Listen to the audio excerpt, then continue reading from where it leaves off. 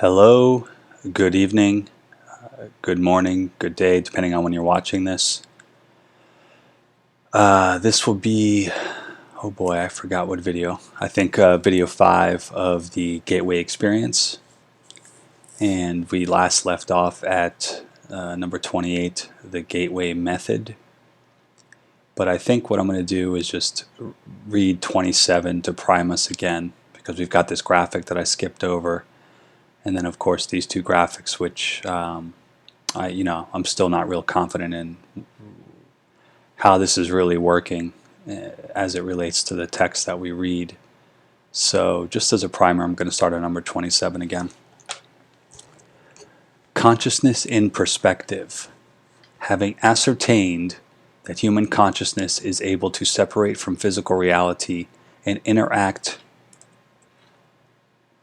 with other intelligences in other dimensions within the universe, and that it is both eternal and destined for ultimate return to the Absolute, we are faced with the question, so what happens then? Since memory is a function of consciousness and therefore enjoys the same eternal character as the consciousness which accounts for its existence, it must be admitted that when consciousness returns to the Absolute, it brings with it all the memories it has accumulated through experience in reality. The return of consciousness to the Absolute does not imply an extinction of the separate entity which the consciousness organized and sustained in reality. Rather, it suggests a differentiated consciousness which merges with and participates in the universal consciousness and infinity of the Absolute without losing the separate identity and accumulated self-knowledge which its memories confer upon. What it does lose is the capability for generation of independent thought holograms, since that can be done only by generation or by energy in motion. In other words, it retains the power to perceive but loses the power of will or choice. In exchange, however, this consciousness participates in the all-knowing infinite continuum of consciousness, which is a characteristic of energy in the ever-present. Consequently, it is accurate to observe that when a person experiences the out-of-body state, he is in fact projecting that eternal spark of consciousness and memory which constitutes the ultimate source of his identity, to let it play in and learn from dimensions both inside and outside the time-space world in which his physical component currently enjoys a short period of reality. Let's go look at this drawing here, which it seems to be an enlarged version of our cosmic cosmic egg. And then we have this picture up at the top here, figure A, a jet of matter. And I'm pretty sure I just saw an image today of what is allegedly the capturing of the sperm entering the zygote, and that it looks very similar to this. It's a photograph of a quasar emitting jet of matter. So we've got the cosmic egg here, and maybe they're the same thing. Let's look again.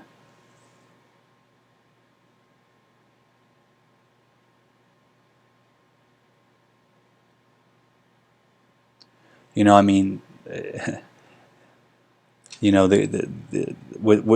my first response to this, and I'm not sure if anybody else sees this, but it's one, we have a galactic north and a galactic south, and I'm sure that that's just to help try to orientate us conceptually, but that's a bit strange. And then the fact that while we, in historical perspective, in terms of what we considered the Earth to do and the Sun to do and how they rotated, we thought the Earth was the center of the universe, and then we were told we rotate around the Sun, and all that. Hopefully, you're familiar with a lot of that stuff. This makes us look like the center of everything, and I'm sure that this nucleus or white hole in the torus field, which in many drawings looks more like this, actually, is what the torus field should look like, where we're there. My let's say my flat Earth response to that is that the torus field would actually work like this. All right, let me just draw that a little bit more appropriately. I have to use a mouse. I don't have a tablet here, so nope, still not good. I need it to be pretty solid here. All right, so, and that this would actually be land.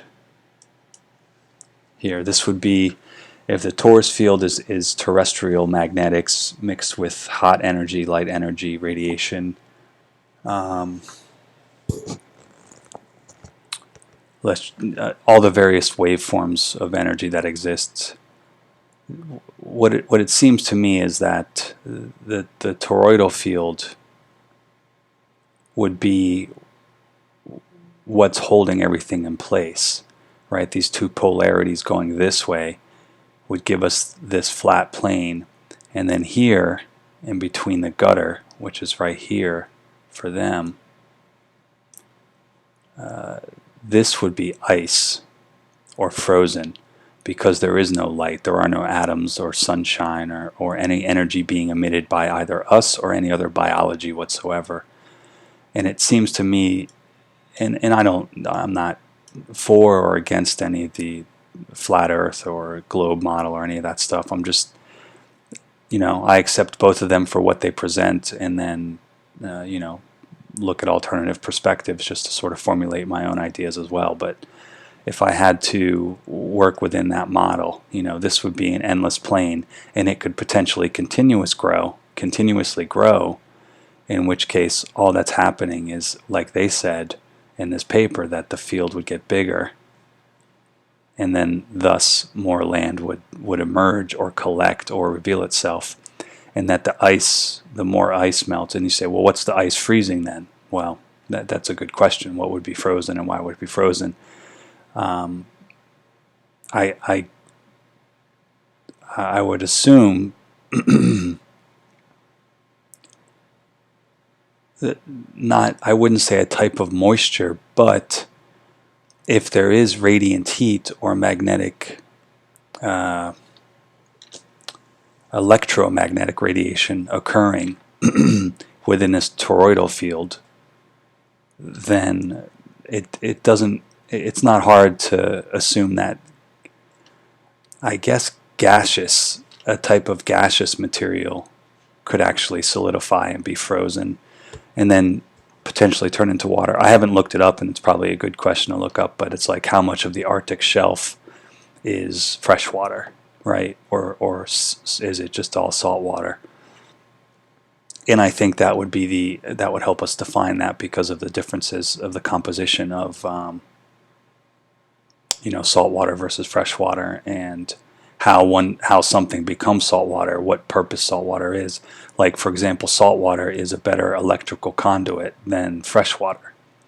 And even if if you want to do like an RV session or a meditation session in one of those tanks, those submerged tanks that people lay down in, the salt water would obviously the salt water is actually better for your skin too. I mean, anybody that spends a lot of time at the beach, it does wonders for your skin, and not too much, but just a little bit.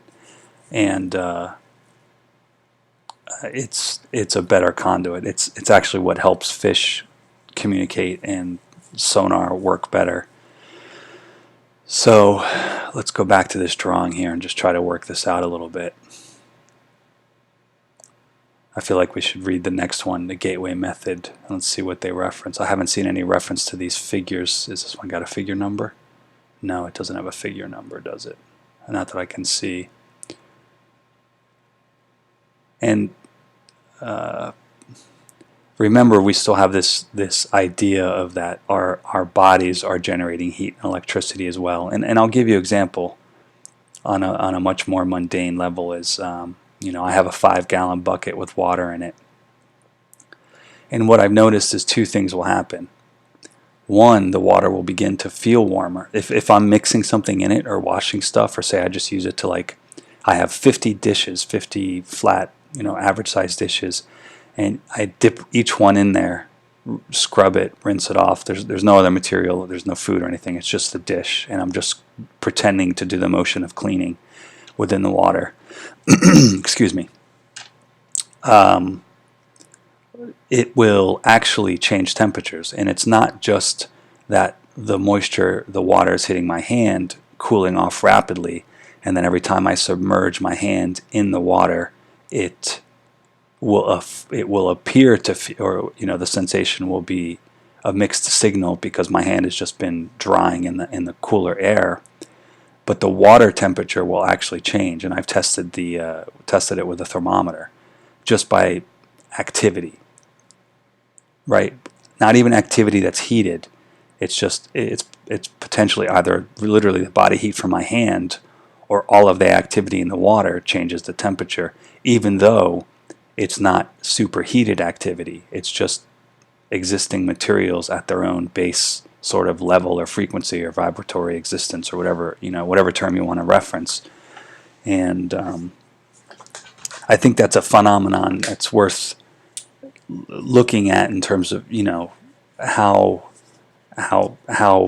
saltwater it might potentially be a better conduit, and how that might relay back to the Arctic shelf, and how things are frozen. And I'm sure there's an answer for it. I'm not currently online just yet, but I'll check that out later. So with that, like I said, let me just let this sit here for a little bit. And yeah, I mean, these are still complicated. I mean, I don't even know where we would sit in something like this, or what the actual movement represents still, and on what scale this is, right? Are we just a little speck in here, and that kind of stuff? So it's a lot of questions, and I'm not going to let gestalt or try to fill it in too much here. So let's get on with the actual chapter itself now that I've gone through a long-winded introduction. Gateway method. Having put the gateway experience in context by postulating a structural outline of how and why it seems to work, and having shown what it is designed to achieve, the time has come to examine the specific techniques which comprise the gateway training process. These techniques are designed to enable the user of the gateway tapes to manipulate the high energy states, which can be achieved if the user continues to work with the tapes over a period of time. The amount of time required to reach advanced energy states and to fully exploit the techniques varies with the individual. The sensitivity of his nervous system, his general state of mind, and the extent to which he may have previously developed faculty and related techniques, such as transcendental meditation, are all pertinent factors affecting the speed at which he may expect to progress. The gateway process begins by teaching the individual participant to isolate extraneous concerns in a visualization device called an energy conversion box. Next, the participant is introduced to a method of encouraging his mind and body to strive to achieve a state of resonance through utterance of a single tone, a monotonous, protracted humming sound that sets up a feeling of vibration, particularly in the head. He engages in this resonant tuning, as it is called, by humming along with a chorus of such sounds that are contained on the gateway tape. Following this, the participant is exposed to the gateway affirmation and is encouraged to repeat it to himself as he hears it repeated on the tape.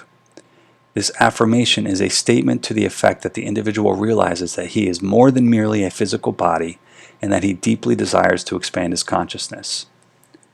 So I don't use an energy conversion box. I've always, and again, this occurred in an interview with some what I believe are agency people. For me, it was almost instantly I was able to see geometric patterns. There's a difference. So when you close your eyes, just imagine there's two things that might occur instantly, and it depends on how much screen time you are. Like, I wear glasses and I keep my monitor pretty dim, and I don't sit too close to it, and I'm not on it as frequently as I used to be when I was working in the technology field a little bit more often. Let me clear my throat.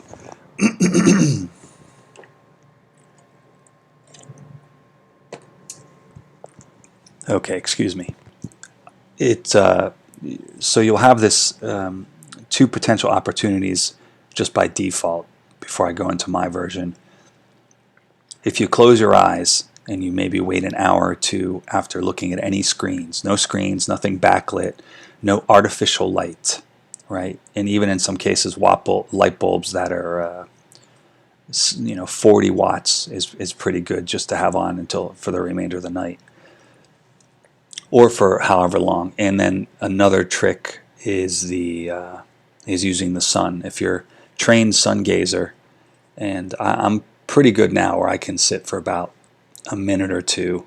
I used to be able to do it a little bit longer. It's just I haven't been doing it too often. But I can gaze at the sun depending on its arc and where it sits on the arc for a decent amount of time, and really just see some pretty cool things on it once the clarity sets in. But what happens is staring at that too long, I get a burn in my eye, and an image burn. And that's where I will close my eyes and I still see a white dot, That same thing happens with your monitor and your computer screen. Another thing that happens with the monitor and the computer screen is that your eyes have you have like shutter vision basically, because what you don't recognize on the screen is that it's what's called the refresh rate. And that's how many times the screen is blinking and flickering at a subliminal level in order to refresh its content so that you can see it almost in a continuous state. And this, I would, if you can't quite understand what that means, just imagine you're in an office and the fluorescent light is flickering just a little bit. And then imagine that flickering sped up so quickly that while it's still actually on a flicker mode, your eye is not perceiving the flicker anymore, because mentally your refresh rate may be a little slower or a little faster than someone else's. So, and then another example of that is what's used in videos, or a reference to movies, and movies on film. When they used to be on film, those little squares that were on the strip, that's a frame. So that's where you get the term 24 frames per second, 32 frames, 60 frames. That's how many little square rectangles were flying through on the projector in order to make the animation appear seamless, or non-joggy, as it might have been referenced.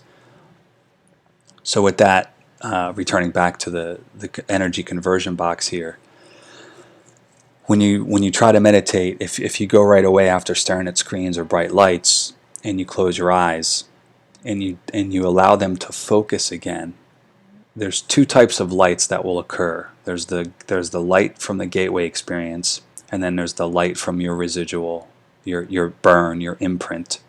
And you have to, the difference between that is the burn or imprint. To make a distinction between it, the burn or the imprint will move if you shift your eyes left to right, because it's burned within a specific spot on your eye. So you can tell if you need to relax a little bit longer just by checking for that. The gateway light doesn't respond to eye movement because it's a consciousness light. It's not related to your eyes. So another method is, or another sort of indicator there that you're sort of hitting that experience, is sometimes it's a very small pinhole light, and that's how you can tell when you're almost there. You almost instantly get it, and that's because you might have already your brain may already be in a pretty close to waking state sleep when you begin your process. Another good method for that is, I think I mentioned in another video, is just a lot of physical activity, but having been pre-rested before. You have a good 8-hour sleep or 10-hour sleep, and then just go out and just get physical. Get real physical until you're tired. Until you're fatigued, but not tired. You won't be tired because you're well rested from sleep, but you'll be fatigued. Your body, that excess energy, that jittery, that constant movement, need to do this or whatever it is, you've kind of worn that out. So there's a couple methods like that. If you're in great physical shape and you want to go for a run or a jog, yeah, do that. That's great. I do all of that stuff. That would be great too. So back to the energy conversion box again. For me, it was always geometry, and you can use geometry too. And it just depends on how strong your imagination is. Like, you could visualize the lotus, or a triangle. Another interesting trick is to hypnotize yourself, and the way you do that is move your eyes in a direction that creates a shape for you, right? So if you want to visualize a square or a triangle, you move your eyes, both your eyes, left, up, right, down, and you actually create a shape with your eye movements, and you continue trying to do it rapidly, and you actually start to create a sort of residual pattern. Now, with all of that as well, I think in some cases I have experienced induced or forced induced states, where I've hit multiple colors and spectrums of light, and I don't know if that's because of the existing patterns around me, and the energy waves, rather, the existing energy waves that are in there. It's funny, when you close your eyes, right? If you're out in broad daylight, you can still receive a light through your eyelids. If you're doing it in a fairly dark room and you're still seeing a little bit of light, or you might see a monochromatic effect where you're just seeing kind of black and red, where you can make out a duotone image, which is basically a two-color image, or a blue image or a green image. Those are indicators of the specific center or the area of the brain that's giving you the reception. And typically it's yellow, green, red, or blue. And that's a monochromatic way of receiving the input. You can do full color, you can do all that stuff. I'm just talking about the initial going into the phase, like these conscious indicators to allow you to know you've made it. There's also a downside too, is that sometimes it'll start and you'll be like, oh, I got it, and then you lose it, you drop it. It's like dropping the ball, because you wake yourself back up, you push your heart rate up a little bit too high and all that stuff. So it does take a little bit of practice. Being coffeeed up or sodaed up with sugar and all that stuff, I think the shutter vision that occurs from the screens, the same thing happens with sugar and caffeine as well. Caffeine does give you a good focus, depending on how receptive you are to caffeine. Maybe try tea if you must have a little bit, and you want something, you need a little bit of a stimulant. That's fine. I guess it's up to you. Your body's better than I do, despite this entire process seeming abstract in some cases for most people. But the energy conversion box is one method, and I'm not sure how they manifest that, but I would suggest a couple of, I'm just giving you a couple tips. I'm not suggesting them, but they're just different methods that I use. And then for me, there's been other cases where you really just you can almost start it off right away, where you begin, your eyes feel like they're moving forward, and you see many little tiny dots, and it really does feel, I don't want to say it looks like, but it does feel a bit spacious. And that's how you know you've entered the consciousness. You'll know when you're only looking at the inside of your eyelids, when it doesn't feel wide or breadth or like vast. It'll feel, when you feel there's an expansion in your vision, that's when you know you're working with your consciousness, versus still focusing only on the interiors of your eyelids. And that's okay too, but you just got to work your way through that perceptually as well as consciously. Like those, just recognize the indicators so you don't basically waste your time. And with that, you can kind of, which might be introduced here at some point, it's just you can't have any preconceptions. There's nothing, for me, the way I enjoy it and the way I've stumbled on some interesting things is to, I'm not looking for anything. I kind of just go in as a wanderer, and that's how I think about it. I do clear myself of the day's issues or the week's issues, and obviously that's a big problem for all of us. That's why I try to incorporate the workout fatigue, because it does help relax and release a little bit of tension and stress. And then there's the other mechanisms too, where you just kind of sit in a comfortable chair and you work the vibration of your blood all the way down to your feet and your body, and you just try to sense every little twitch, from your elbow to your wrist. You just try to feel it all, and that puts you in a very relaxed state. It's not going to take you anywhere, but it's a step towards the relaxed state of mind. And that's how we get this deeply desires to expand consciousness. So the hemisync stuff, I actually have not really ever responded to music in that way. For me, it was always ritual and performance, where maybe even dancing, or a ritual in a task where I've gotten so efficient at it, and I've maintained the right dexterity, the physical dexterity, to just have a lucid dream right there and then in the middle of the process, or sleeping in meditation. The sounds, in fact, for me, I've had highly sensitive ears, where even now I listen to some, and I'm sure my microphones aren't that great, so I'm not putting anybody's music down, but the way my ears work, it's almost more like frequency listening and not necessarily sound listening sometimes. So hemisync introduced. After that, so I'll read that last sentence so we kick off. This affirmation is a statement to the effect that the individual realizes that he is more than merely a physical body, and that he deeply desires to expand his consciousness. After that, he is exposed for the first time to the hemisync sound frequencies, and is encouraged to focus on and develop a perception of and appreciation for those feelings which accompany the synchronization of brainwaves that results.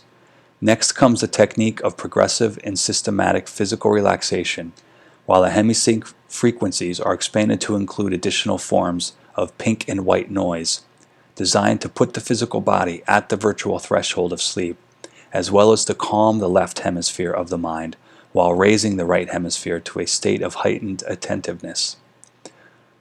Once all of this is achieved, the participant is invited to envisage creation of an energy balloon, comprised of an energy flow comprised of an energy flow beginning at the center of the top of the head and extending down in all directions to the feet. The energy involved in this flow then proceeds up through the body and back out into the balloon pattern again. The energy balloon, which sets up a pattern very reminiscent of the cosmic egg discussed earlier, not only enhances bodily energy flow and encourages early achievement of a suitable resonant state, but it also designed to provide protection against conscious entities possessing lower energy levels, which the participant might encounter in the event that he achieves an outer body state. It serves as a precautionary purpose in the unlikely event that the participant's first out-of-body experience involves direct projection outside the terrestrial field. So that's a nice. Pink and white noise is not color oriented. It is a type of sound dampening or sound increasing through other sound. I have mentioned the fact that you inadvertently, because somebody else might be so hyper excited, or they themselves not trained very well with their own abilities, if at all, you can inadvertently just pick up their bandwidth or tap into what they're doing, or even just pop into someone's apartment, and see something. And in some cases, somebody who's really trained is also able to recognize recognize your presence there, as we all have at one time or another recognized what's called the 1,000-yard stare. So that's interesting that they set up that ball as a precautionary purpose. I don't know. I mean, there's no, right, if I'm the skeptic here, there's no proof of that. I can't see the ball or whatever, but actually I think you can with an Aurora camera and an MRI device. But just for the sake of the argument, there's no way to. It's like like a body shield, right? That's what we're talking about. For me, I've always had, and I mentioned it in a previous video, I just think of wideness.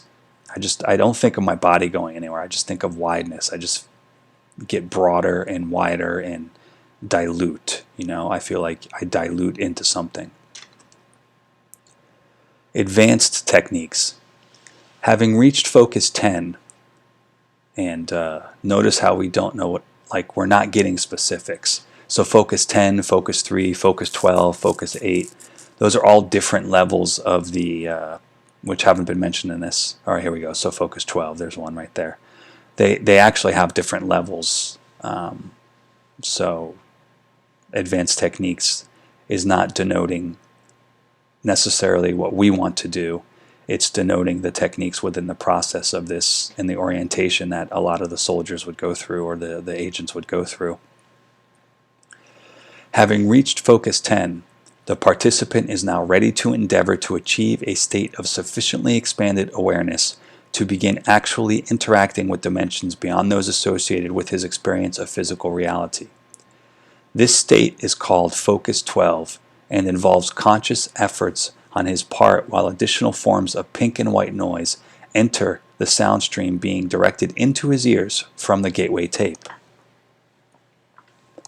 Once the participant has achieved this state of greatly expanded awareness, he is ready to begin employing a series of specific techniques or tools, as the Monroe Institute characterizes them, which enable him to manipulate his newly found expanded awareness to obtain practical, useful feedback of value for promoting self-discovery and personal growth.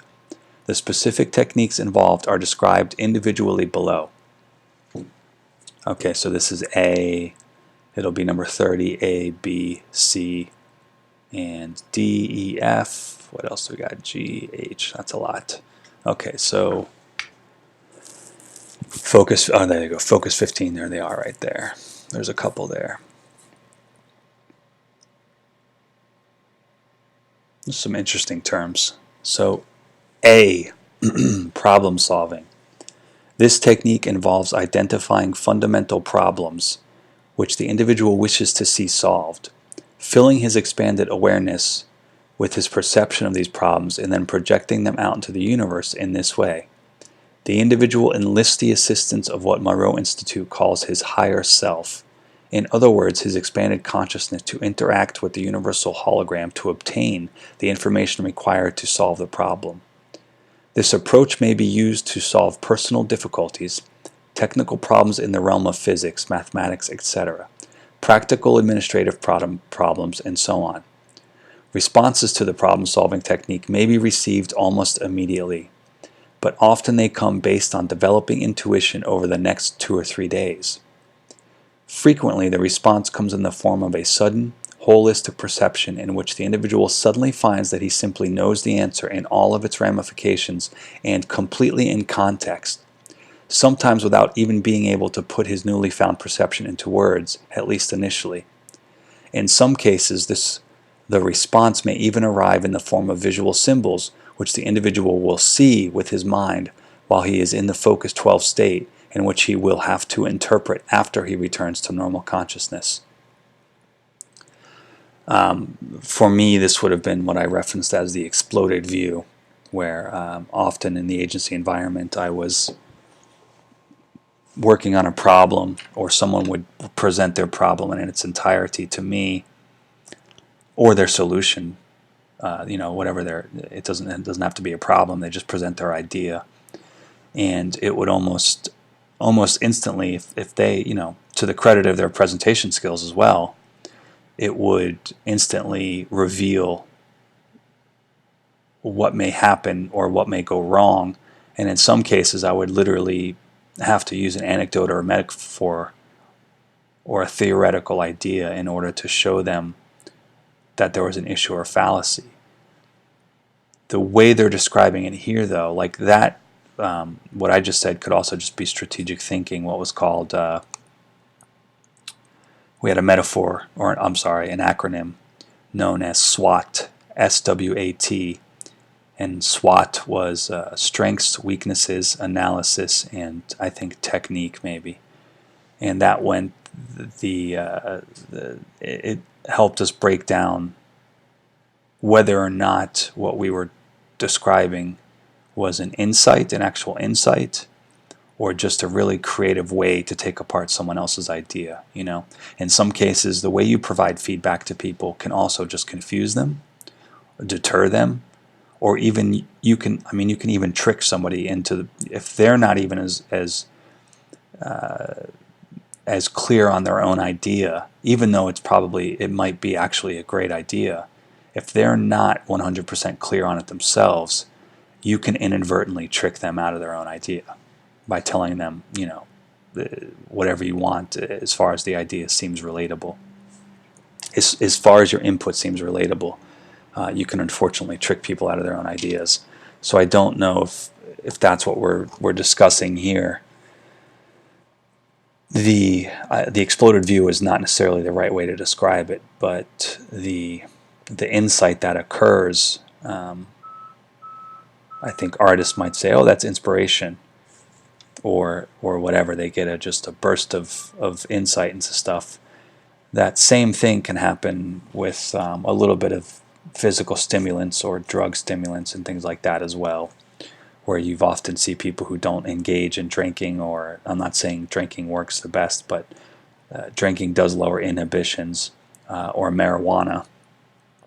And basically what you're seeing when that happens, and someone's like, I got it, I got an idea, or they get excited, and or you're even able to just communicate with them better, or because of the fact that their inhibitions are a little bit lower, their complete wall of reality has been reduced a little bit, thinned out enough to just be a little bit more communicative with you and receptive to your, let's say, either bioenergy or just words in general. And those people have bursts of light or bursts of energy and bursts of ideas, and then think and only correlate that with the drug or that situation, or they'll say, I always feel better around this person specifically. And that could be true. However, what goes unnoticed is that once you know it can happen, right, the thing that goes by and nobody really connects is kind of like, if you can do it with the drug or the alcohol and you know it exists, all you got to do is just remember how it occurs, pay attention to it when it occurs, and then try to do it without the drug or the alcohol. That's it. It's like, once you get the message, you hang up the phone. Otherwise, you'll hear a dial tone. Don't there's all kinds of ways to learn how to self-monitor your own habits. And if you're someone who does engage in those activities, and you're also at the same time someone who's experiencing these kind of conscious insights, or you have big profound insights in the middle of certain things, or in some cases you're, like I said, doing a mundane task or working on something that you're just a master at, and you have those insights, just be waiting for it to come in and click out, and be aware that it may happen, and then you can turn it off and on more frequently. So B, patterning, which is probably just what maybe I should just read a little bit more. Excuse me. This technique involves use of the consciousness to achieve desired objectives in the physical, emotional, and intellectual sphere. Well, there you go. It involves concentration on the desired objective while in focus 12 state. Extension of the individual's perception of that objective into the whole expanded consciousness, and its projection into the universe with the intention that the desired objective is already a matter of established achievement which is destined to be realized within the time frame specified. This particular methodology is based on the belief that the thought patterns generated by our consciousness in a state of expanded awareness create holograms which represent the situation we would desire to bring about, and in so doing, establish the basis for actual realization of that goal. Once the thought-generated hologram of the sought-after objective is established in the universe, it becomes an aspect of reality which interacts with the universal hologram to bring about the desired objective, which might not, under other circumstances, ever occur. In other words, The technique of patterning recognizes the fact that since consciousness is the source of all reality, our thoughts have the power to influence the development of reality in time-space as it applies to us if those thoughts can be projected with adequate intensity. However, the more complicated the objective sought, and the more radically it departs from our current reality, the more time the universal hologram will need to reorient our reality sphere to accommodate our desires. Monroe trainers caution against attempting to force the pace of this process because the individual could succeed in dislocating his existing reality with drastic consequences.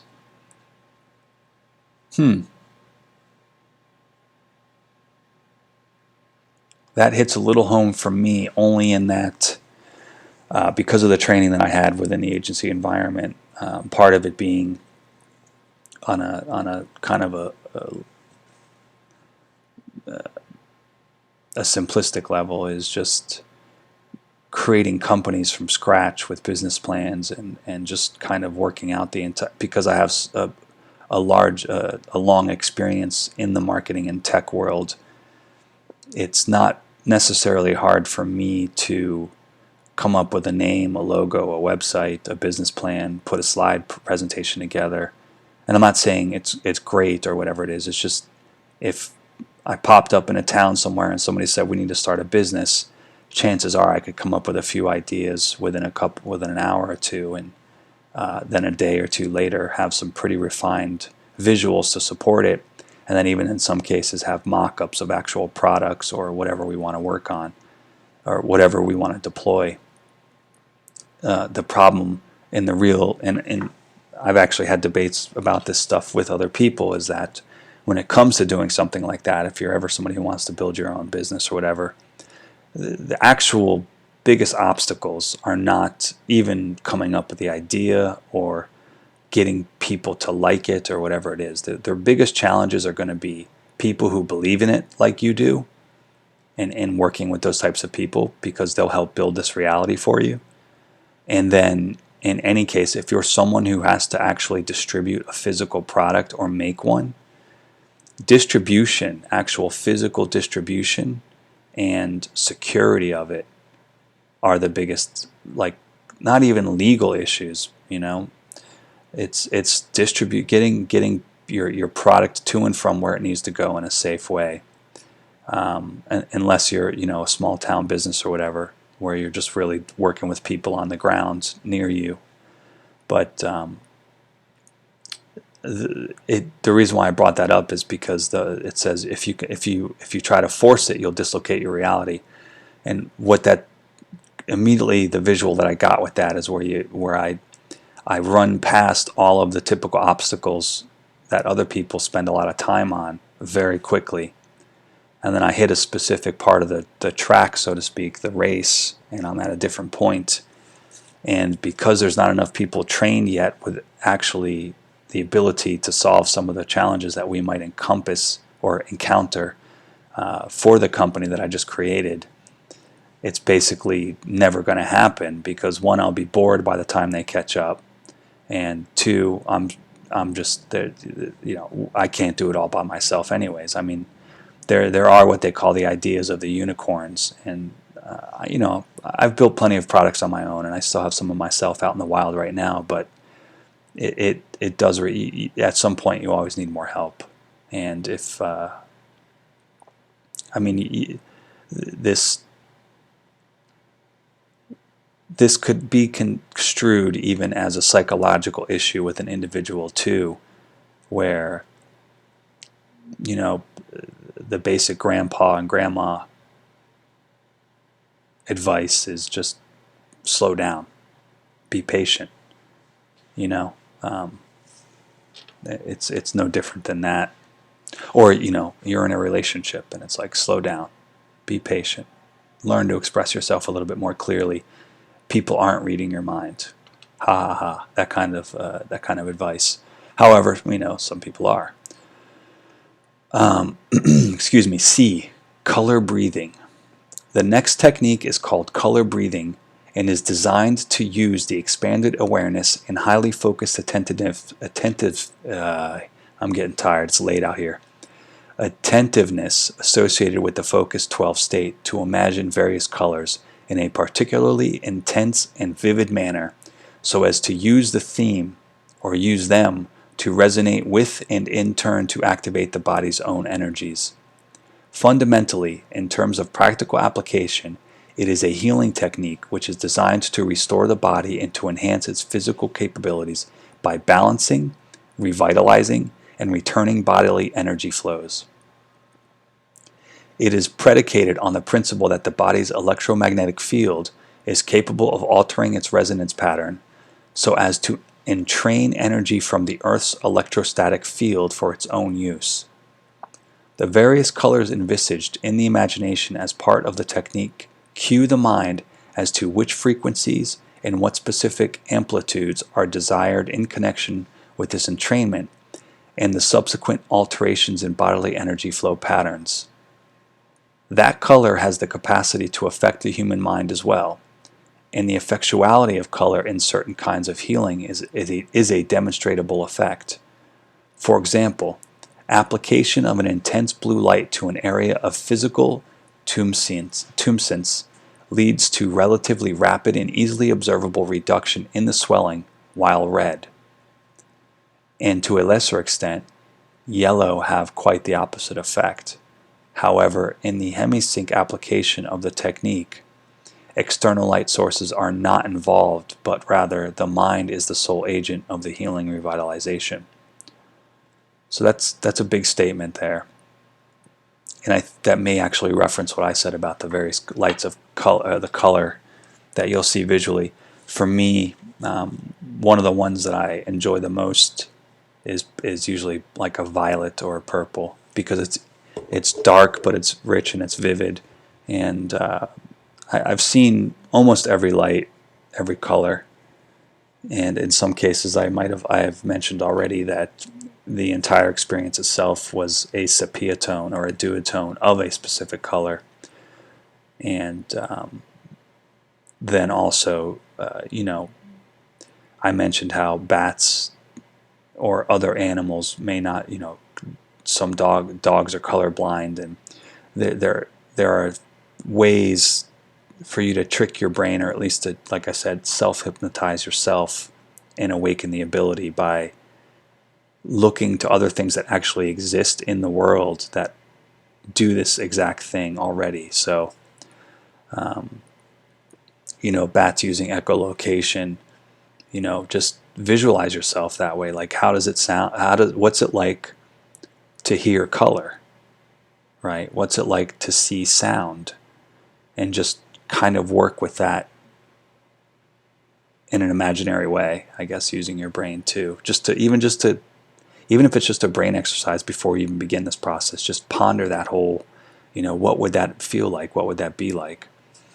The light affecting you, that certainly references ancient and esoteric texts. And in some cases, of course, I'm going to say it may have to do with the weather modification and geoengineering stuff, because in those texts, in those ancient texts, especially Egyptian, we have what's called Egyptian blue, which was also a very rare type of glass, supposedly, or an alchemical process to produce this that is forgotten now. And it's also in other texts been referenced as the very special stained glass windows that certain churches had, where they were not able to reproduce that glass now, but that glass in those churches would change the light and affect work in the same way that we talk about now, what we're talking about here. Not only were they just supposed to be pictures of the saints or imagery to help you get to where you wanted to go with the visualization, the actual color of the stained glass may have as well been a functioning tool. I mentioned in a previous video let's just call it a device for now, because the word tool has many connotations to it, but those were advanced devices as well. So red and violet in like a purplish color off of the horizon, either setting and rising for the sun. If you're still somebody who gets to see that, because I haven't seen it in a very long time, it's constantly blocked out, with all the spraying and the chemtrails and the whatever's being done. And also I live in a part, the actual terrain is varied by degrees because of so many buildings, and the elevation of changes from every 3 or 4 miles, so no one is really seeing a flat horizon line to see that cusp where the sun starts to break or settle down. And those colors are known and oftentimes referenced as a way to sharpen your mind or to connect to the greater consciousness. And they also visually give you if you've seen a really, really nice sunset, the red that comes off of that, and just take a look at everybody as they're immersed in the beautiful red. It's very illuminating, both emotionally, and your eyes actually see things very crisply. So it actually almost seems sharper, like your eyes seem sharper and in better focus. And I wonder if that has anything to do with the I even think in some cases it actually extends the psychic ability of everybody. It's part of a ritual, and I don't want to go too deep, too far off this topic, what we're reading, but it's also been referenced in such a way that it's part of those lights, and those colors are specifically parts of the conception process. They're part of the fertility process as well. Okay, so energy bar tool. Magic wands and enchanted scepters have been part of the folklore and occult practices of many cultures. The scepters, staffs, maces carried by monarchs and high priests alike occur with such frequency in the history of bygone eras as to suggest that at the very least these items are aspects of some type of archetypal symbol which the human mind seems to appreciate, perhaps quite subliminally. In any case, the energy bar tool technique involves envisaging a small, intensely pulsating dot of light which the participant changes in his imagination with enormous energy until it is virtually pulsating. The participant then extrudes the dot into the shape of a sparkling, vibrating cylinder of energy, which he then uses to channel force from the universe to selected parts of his body for purposes of healing and revitalization. So as far as my knowledge goes, that's not what the scepters or staffs are for at all. But yeah, I don't excuse me, I don't see that connection. But the overall experience and what they're talking about is fine. I see that I mentioned the dot or the light or the star as well, and I don't try to do expansion work. Any type of healing I've ever had is being awake, and even down to sort of just like brute force get through the pain, and just it'll go away. It'll go away eventually. Even broken bones and dislocated shoulders and a lot of different type of injuries over the years. It's just always, it's been like just focus on it, but focus on it so that it doesn't hurt. And then it just sort of, it does work. There are aspects of it that do work. Focus does determine your reality. So then we have E, remote viewing. In addition, the energy bar tool is used as a portal for initiating a follow-on technique called remote viewing. In this context, the participant turns his bar of energy into a whirling vortex through which he sends his imagination in search of new and illuminating insights. The apparent purpose of the symbolism involved in the vortex seems to be to cue the subconscious and convey to it instructions as to what the participant wishes to do, but in terms of nonverbal symbols which the right hemisphere of the mind is capable of understanding. So yeah, the vortex works too. I use the geometry, and like I said, there's a sense of a fake space, but it's really, or you interpret the space through your eyelids, but it's actually coming from your consciousness. In the wideness, like you can go slowly. You're not speeding through anything. You're not whirling per se. You can go very slowly through it all.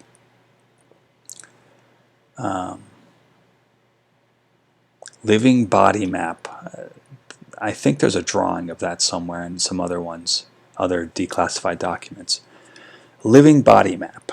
This technique provides amplification for application of the energy bar tool as a means of healing specific areas or systems of the human body. The configuration of the participant's body is imagined, and then the various major systems, such as the nervous and circulatory systems, are envisaged in appropriate colors within the confines of the outline, being held in the imagination. The energy bar tool is then applied to energizing, balancing, and healing in whatever manner the participant desires. In this process, the participant visualizes various streams of colored energy flowing out of the tool into the organism system or area upon which the revitalizing or healing application is being made. Since colors are the result of differing wavelengths of light, which is to say energy at various frequencies, this technique operates on the assumption that as the human body is composed of energy, it can be vitalized and healed through the additive application of additional energy, provided that that energy is applied in the appropriate form. So that's pretty cool. It loosely references a lot of things that I've already described. I don't know. They don't give us the colors, right? It's not like, I guess obviously we could, defer back to the chakras and that stuff, and that might be very well what we're supposed to be doing. Like I said, these documents are old enough to where I remember the artwork that used to accompany a lot of what was known as metaphysical thinking and New Age stuff in the 80s, and it was basically highly detailed and beautiful drawings and paintings and graphics that artists had created that were very spiritual in nature and centrally created with these ideas in mind. And like I said in the previous video, the Monroe Institute was actively working with the public on a mass consumer level to utilize these things. Let me stop at, let's just read 15 and we'll stop at H.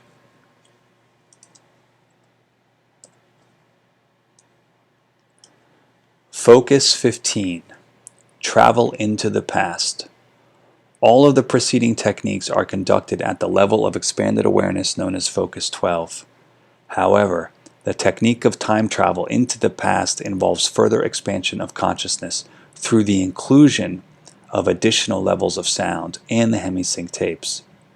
Some of the sound is probably merely an intensification of the basic hemisync frequencies, being designed to further modify brainwave frequency and amplitude. Other aspects of the added sound pattern appear to be designed to provide subtle, almost subliminal suggestions to the mind as to what is desired by way of further expanded consciousness, so as to support the verbal suggestions and instructions also contained on the tape. Even the instructions are highly symbolic, with time being visualized as a huge wheel in the universe with various spokes, each which give access to a different part of the participant's past. Focus 15 is a very advanced state and is extremely difficult to achieve.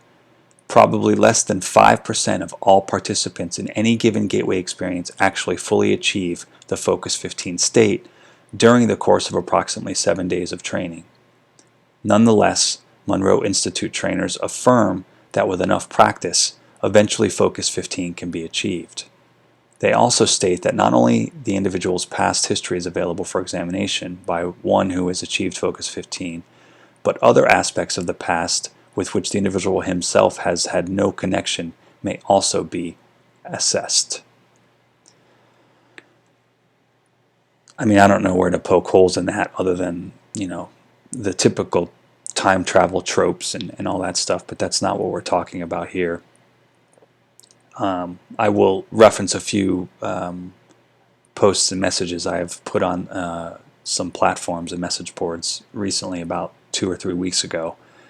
And